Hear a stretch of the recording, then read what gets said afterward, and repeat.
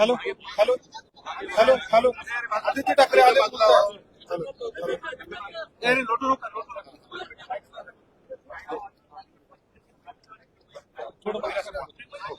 मुकुल भाऊ थोडं पाय मागे. त्यांच्या आता सगळं लेन्सवर जाईल, सगळे धुळंवर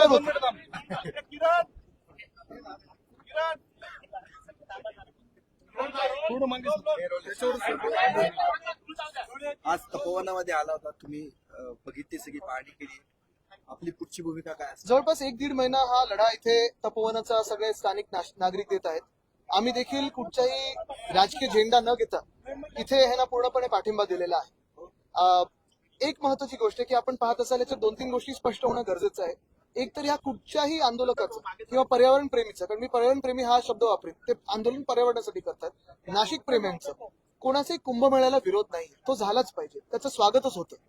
पण आपण पाहत असाल हे तपोवन म्हणजे तपश्चर्याचं वन आहे. तपश्चर्या ही 5 स्टार किंवा माईस मध्ये बसून होत नाही, ही अशा वनातच होते. दुसरी गोष्ट म्हणजे माईसला देखील, म्हणजे ते जे काय पूर्ण तुम्ही कॉन्फरन्स वगैरे सगळं ते करत आहात त्याचाही कोणाला विरोध नाहीये, पण इथे झाडं कापून तुम्ही माईसचं हे काही करू शकत नाही. तिसरी गोष्ट म्हणजे झाडं कापण्याला विरोध आहे म्हणजे आहे आणि तो विरोध राहणारच.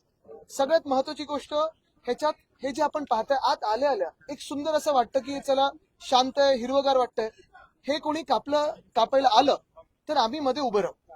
ह्याच्यात ह्या पूर्ण जे वन आहे, तपोवन आहे, ह्याला मुख्यमंत्र्यांनी डीम्ड फॉरेस्ट आता आणि रिझर्व्ह फॉरेस्टचा दर्जा हा देणं गरजेचं आहे आणि तो दिल्याशिवाय आम्ही थांबणार नाही. या सगळ्या पाहणीनंतर तुमच्या काय सूचना असतील वैयक्तिक, तुम्हाला काय वाटतं की हे कन्झर्व करणं? आता जर आपण पाहिलं तर एक महत्वाची गोष्ट आहे, आपण आताच पाहिलं असेल राजस्थानमध्ये, राजस्थान, गुजरात, हरियाणा इथे अरावली जी पर्वतमाला आहे ती कापण्याचा प्रयत्न हे केंद्र सरकार करत होतं मायनिंगसाठी. आणि राजस्थानमध्ये ज्या संख्येने मोठे लोक आलेत, आपण पाहताय शेतकरी असतील, सामान्य नागरिक असेल, रस्त्यावर उतरले, ट्रॅक्टरच्या रॅल्या होत आहेत, सगळे कोणी झाडांच्या अवतीभोवती जाऊन बसतायत. जे शेतकरी, जे गावकरी सगळे पुढे आलेत, मी खरोखर त्यांचं अभिनंदन करतो. आणि तशी चळवळ आपल्याला उभी करायला लागेल, नाहीतर हे राजकीय पक्ष वाटतं सगळ्यांना की सगळं काही सब भूमी बिल्डर की असं त्यांना वाटायला लागतं. दुसरी गोष्ट म्हणजे असंच पुण्यामध्ये वेताळ टेकडीचा प्रश्न होता, तिथे देखील तिकडच्या सगळ्या लोकांनी सांगितलं होतं की जर कोणी वेताळ टेकडीला हात लावला तर आम्ही तुम्हाला मतदान करणार नाही. अजनीवनचा देखील लढा हा असाच चालू आहे, गेले 5 वर्ष चालू आहे. मी मंत्री असताना ते थांबवून ठेवलं होतं. आता पण तिकडे नागरिक झाडं कापू देत नाही, त्यांचं देखील मनापासून अभिनंदन करतो.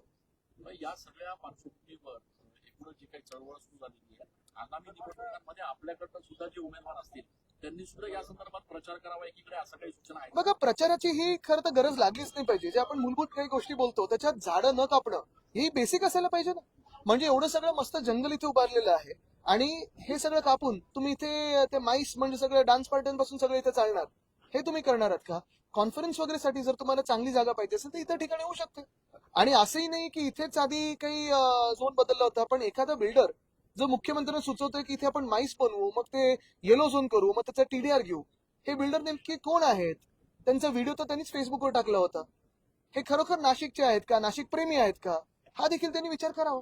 तुम्ही असं म्हणताय की जे विरोध करतायत त्यांना हद्दपार करा, काय? त्यांना मतदान होऊ नये ही इच्छा आहे. कारण जर विरोध जे म्हणजे हे तपोवन कापायचे जे मागे लागलेले आहेत, काहीतरी थातूर मातूर आत्ता सांगतील, खोटं बोलतील आणि त्यानंतर परत येतील बुलडोझर घेऊन.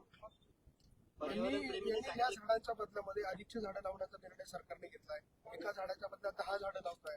नाही, पण ह्याच्या बदले तुम्ही माईस अजून डबल करा ना, टीडीआर अजून दुप्पट घ्या. पण जे झाडं आहेत, म्हणजे भाजप जे काही नॅचरल रिसोर्स या देशामध्ये आहे ते नष्ट करायला का निघालाय, हा एक प्रश्न त्यांनी विचारावा. आणि त्यांच्या पुढच्या पिढीचं काय? त्यांना त्यांचे पुढच्या पिढीचे मित्र वगैरे विचारत नाहीत का की तुमचे आई वडील जे आता आमदार, खासदार, नगरसेवक असतील ते झाडं का कापतायत, ते आमचं भवितव्य का खराब करतायत? कोणी त्यांना विचारत नाही. आजच्या याच्या आडून कुठेतरी कुंभमेळ्याच्या विरोधात प्रचार होतोय असं भाजप सातत्यानं म्हणतीये. काही लोक या सगळ्या म्हणजे याला बघा, जो आपला धर्म आहे त्याच्यात पंचमहाभूतांची पूजा व्हायची आणि तेच जर हे प्रदूषित करत असेल आणि कापायला निघाले असतील तर मग अजून काय? आम्ही जे माझी वसुंधरा म्हणून जी योजना आणली होती ती हीच होती ना, पंचतत्वांची पूजा आणि पंचतत्वांना प्रदूषण पासून मुक्त करायचं. हे पंचतत्वांनाच जर पूर्ण संपायला निघाले असतील तर मग हे कुठचा धर्म पाळतात? आणि भाजपाचा धर्म हा बिल्डर धर्म. ते कोण बिल्डर आहेत? ते कोणी टाकलेला व्हिडिओ तो सोशल मीडियावर ठक्कर कोण आहेत ते, कोणाचे आहेत ते, कुठून आलेत ते, कोणाच्या जवळचे आहेत, त्यांनीच टाकलं तो. आणि तेच सुचवत आहेत की एकतर एआय आणि टीडीआरचा काय संबंध, त्यांनी तो क्लिप टाकली त्याच्यात मला काही माहिती नाही. एआय हे पूर्ण वेगळं आणि टीडीआर हे बिल्डरांसाठी असतं. आणि टीडीआर म्हणजे तुम्ही तपोवन कापून येलो झोन करून तुम्ही बिल्डरांसाठी तुम्ही जर सगळं काही घेत असाल, मग लोकांच्या हातात काय मिळणार? इच्छुक उमेदवारांनी affidavit द्यावं.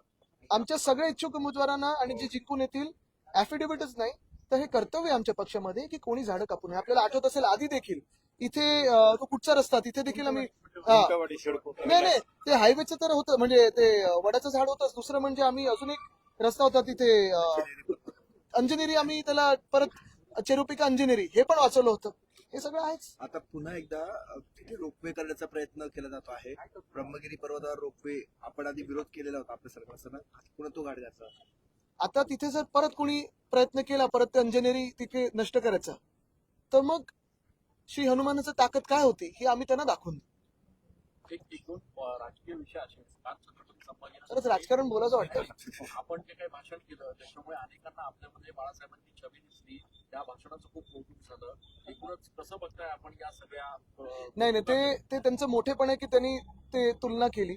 त्यांच्या क्षणभरी आम्ही काही हे पण नाही होत. तसे पुरुष किंवा तशी व्यक्ती खूप वर्षांमधून कधीतरी एकदा होते. पण अर्थात तिकडचा प्रतिसाद बघून, तिकडचा जल्लोष बघून मला आनंद झालेला आहे.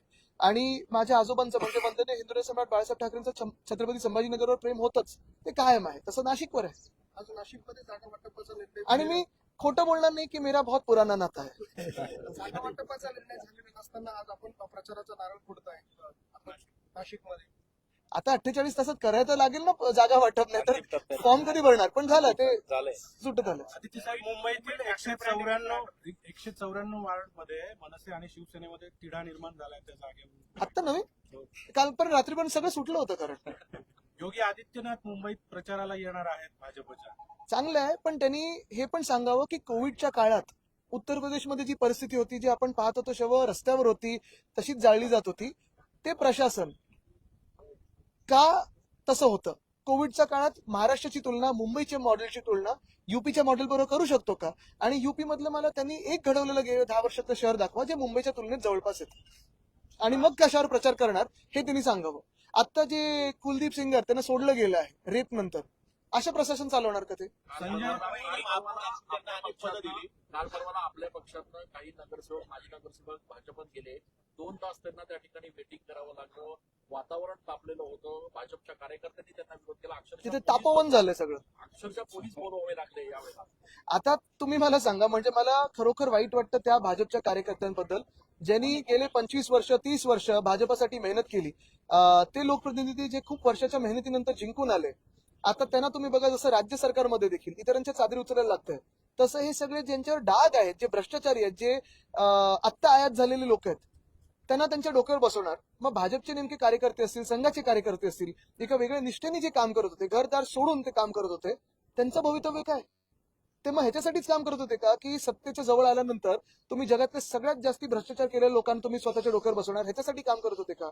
आणि मग भाजपमध्ये हा प्रश्न येतोच ना की मग ह्यांच्यासाठी मतदान करायचं की नोटाला मतदान करायचं. साहेब, पण जे सोडून जात आहे ते वारंवार आरोप करतायत की वरिष्ठ आमचं ऐकून घेत नाही, आम्हाला न्याय बरोबर, म्हणून ते आता थेट दिल्लीकडे त्यांना आता रोजची ट्रेन मिळणार आहे ना, रोज ऐकून घ्यायला त्यांच्याकडे. ईडी आयटीसीबी ज्यांच्या हातात आहे त्यांच्याकडे ते जातात आणि वॉशिंग मशीन मध्ये जातात. आता वॉशिंग पावडर आमच्याकडे नाही आणि आम्ही ठेवणार पण नाही कोणाला. जे भ्रष्टाचारी असतील त्यांना दूर झालेलंच बरं. पण पुन्हा एकदा विचारतो, भाजपमधल्या ज्या कार्यकर्त्यांनी मेहनत केली त्यांचं काय? संजय राऊत यांचे बंधू संदीप राऊत निवडणूक लढवणार आहे, त्यांनी स्टेटस ठेवलेलं आहे. नाही बघा, तुम्हाला सांगतो, अजूनही जे पक्षाची यादी असेल ती अधिकृतरित्या येईल. स्टेटस असेल काय असेल, अनेक इच्छुक ठेवतात कारण त्यांची तयारी ते प्रयत्न करत असतात, पण जी अधिकृत यादी असेल ती येईल. दोन्ही ठाकरे बंधू एकत्र आल्याने मुंबईत 67 प्रभागांमध्ये फरक पडेल, मोठी ताकद आपली पडेल असेल. त्याच्यावर तुम्ही एक आधी लावायचं विसरलात. साहेब, राष्ट्रवादी काँग्रेसची भूमिका वेगळी नाहीये. शरद पवारांचा पक्ष नेमका कोणासोबत आहे? महाविकास आघाडी सोबत आहे की राष्ट्रवादी एकत्र येणार? हे आपण त्यांच्या पक्षाला विचारू शकतो. साहेब, चला